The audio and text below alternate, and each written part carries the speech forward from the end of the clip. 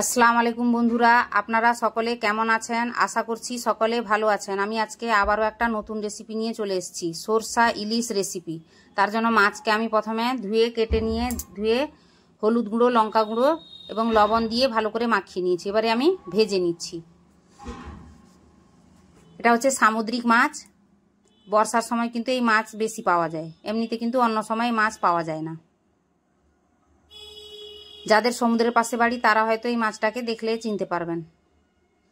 এবারে দেখুন, মাছটাকে কিন্তু ওলট পালট করে ভেজে নিব।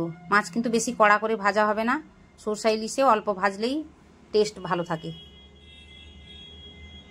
এবারে এদিকে মাছ ভাজা হতে হতে আমি এখানে নিয়ে নিলাম সরষা, কাঁচা লঙ্কা এবং সরষাকে বেটে নিয়েছি।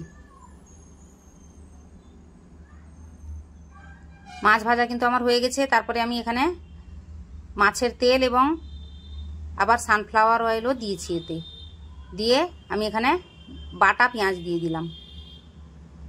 পেঁয়াজটাকে গ্রেট করে নিয়েছি আমি, আপনারা পারলে বেটে নিতে পারেন। নিয়ে নিচ্ছি লবণ, হলুদ গুঁড়ো, লঙ্কা গুঁড়ো দিয়ে ভালো করে মশলাকে কিন্তু কষিয়ে নিব। অল্প একটু জল দিয়ে দিলাম।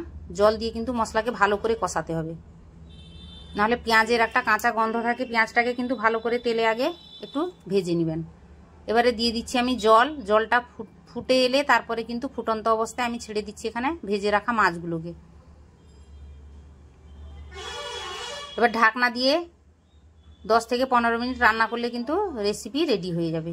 আমি এখানে ঢাকনা দেওয়ার পরে একটু খুললাম, যেহেতু সরষা বাটাটা দিতে হবে। মাছ কিন্তু ভালো করে জলে ফুটে গেলে তারপরে কিন্তু সরষা বাটাটা দিতে হবে। সরষা বাটা দিয়ে বেশিক্ষণ ফোটানো যাবে না। এরপরে দিয়ে দিচ্ছি এখানে কাঁচা লঙ্কা, চেরা কাঁচা লঙ্কা নিয়ে নিয়েছি। সরষা বাটাতে কিন্তু কাঁচা লঙ্কা অবশ্যই দিতে হবে। এবারে দেখুন আমার রেসিপি রেডি হয়ে গেছে। আশা করছি রেসিপিটা ভালো